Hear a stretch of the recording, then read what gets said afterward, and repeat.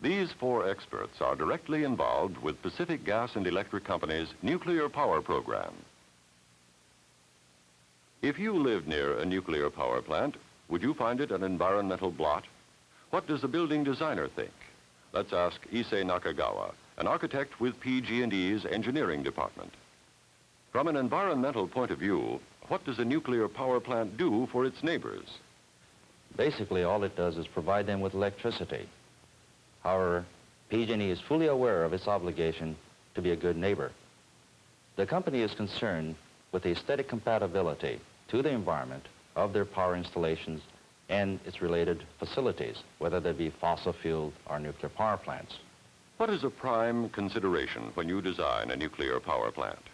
Insofar as my involvement is concerned, we carefully design and develop an environmental master plan, not only to fit the functional needs of the project, but to enhance the natural surroundings by providing pleasing architectural form, scale, and appropriate material, color, texture, and landscaping. The other environmental aspects for nuclear power installations, such as seismic, thermal, and biological effects, are also given careful study by qualified company personnel and consultants. What about earthquakes and a nuclear power plant? Let's ask Dr. Richard Jahns, Professor of Geology and Dean of the School of Earth Sciences at Stanford University.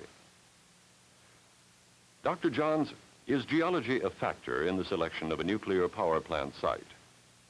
Geologic and seismic factors are critically important in the selection of a suitable site for a nuclear power plant.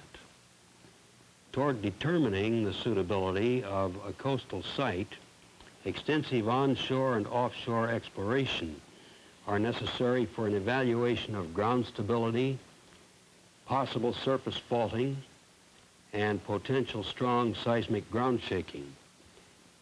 This exploration includes detailed geologic mapping and study of bedrock and surficial deposits, extensive test trenching and drilling, and in the offshore area, continuous seismic profiling over miles of total traverse.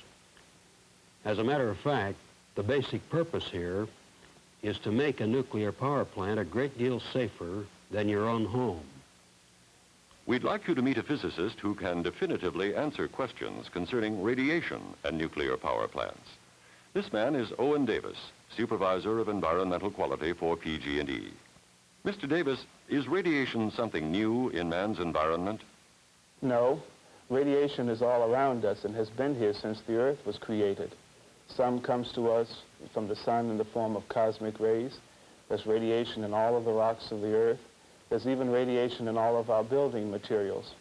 We get additional amounts of radiation from man-made uses such as medical and dental X-rays. How much radiation does a nuclear power plant add to this natural radiation environment? Very little. As a matter of fact, we're getting more radiation from the naturally occurring carbon-14 in our bodies than the average person would receive from a nuclear power plant. Are you saying then that nuclear power plants are safe? Definitely. We design and operate nuclear power plants such that the additional amount of radiation exposure is almost indistinguishable from our natural background radiation. Now, let us turn to the sea and the thermal effects of nuclear power generation on marine life. James R. Adams, marine biologist with PG&E's Department of Engineering Research and an acknowledged authority in this field, can answer our questions.